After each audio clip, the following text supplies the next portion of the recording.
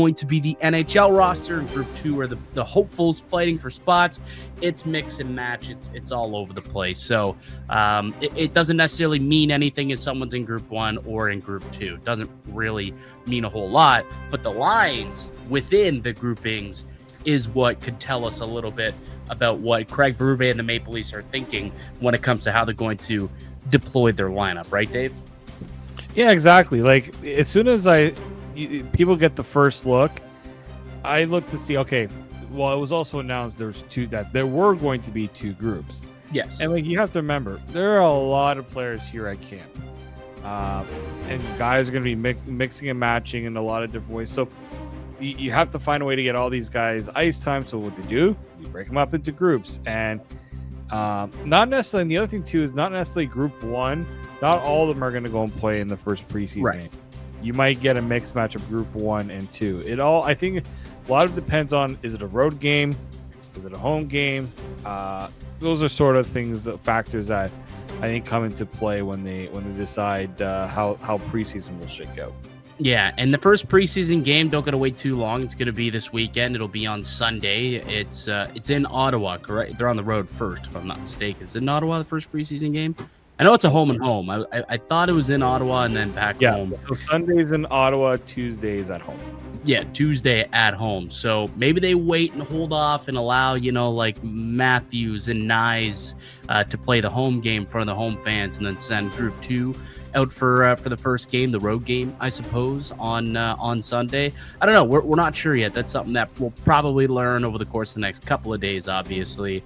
But why don't we go through and dissect what the groupings looked like? So why don't we take a peek at group number 1 first and what the lines looked like there? Because Group 1 did feature the captain. It did feature the man that's going to have to really step up if this team's going to repeat as Atlantic Division champions.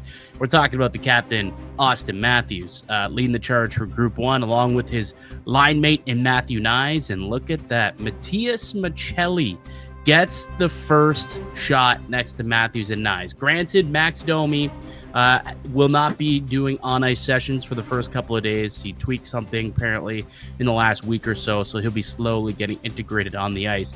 So because of that, Maccelli was the first guy to get the opportunity. What do you make of that trio there?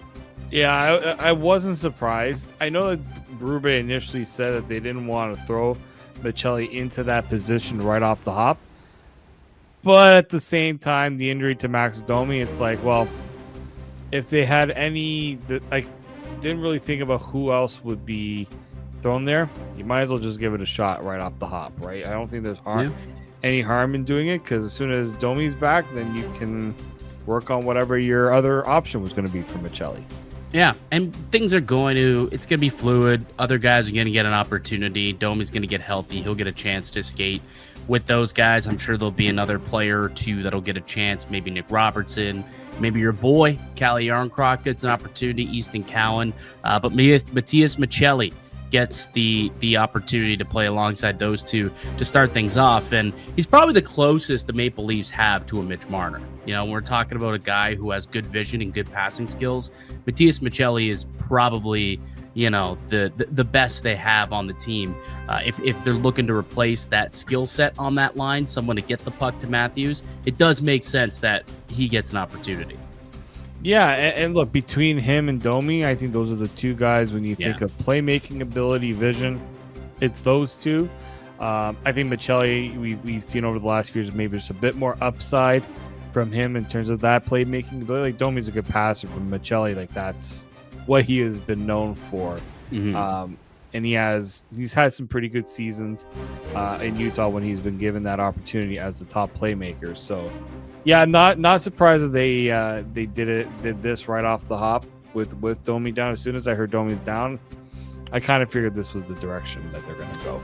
Yeah, it seemed like the most logical choice. And 2 years ago, Maccelli had his best season. It was just his second full year in the NHL, and he went on to have 57 points, 43 assists.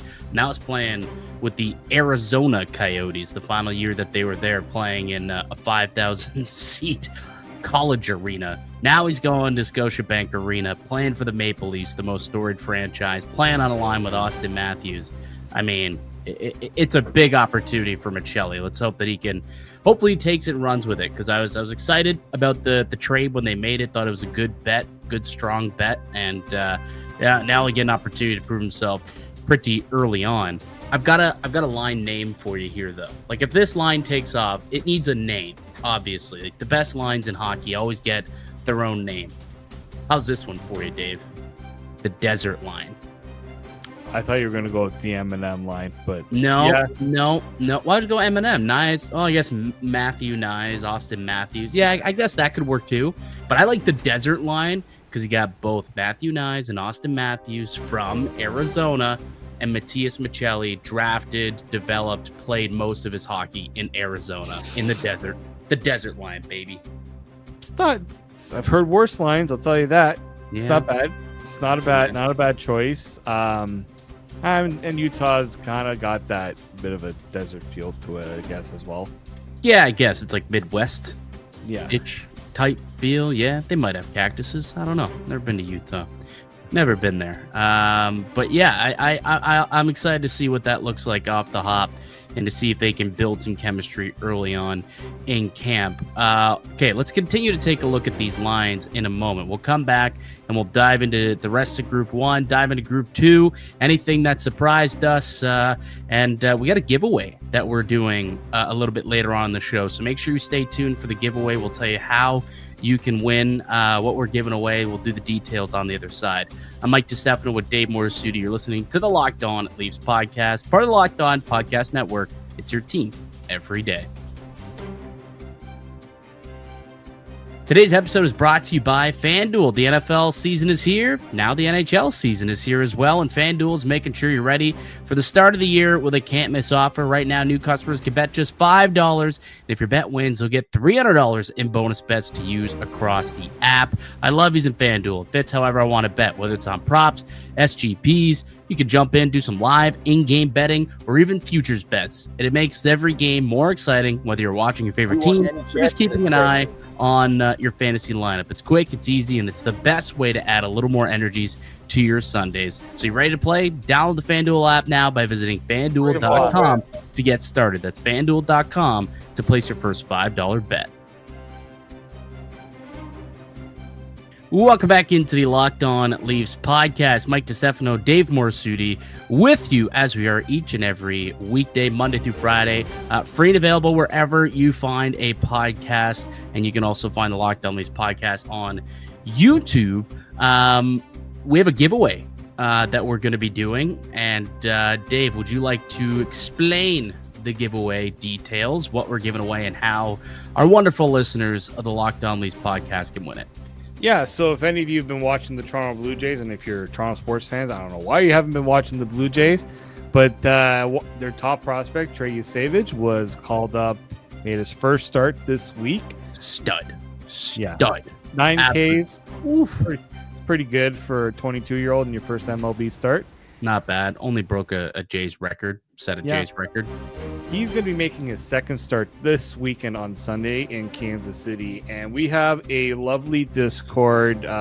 If you're not part of the Discord, I will be putting the link so you guys can get in there. The Canadian Ranger, one of our lovely Discord members, decided, let's do a little giveaway. He's a big card collector. You're not the only one that's a part of it. I'm aware. I started doing Whatnot streams, and Canadian Ranger popped in the other day into one of my Whatnot streams. So I found out the other day that Canadian Ranger is a card collecting fan. Yeah. Well, he has decided to celebrate Trey Yusevich's MLB debut in his second start. He wants to give away a card to one of our Locked On Leafs listeners. Let's go. In order to do this, though, you have to say a secret word. But not only say the secret word, you got to like us, like this video. You have to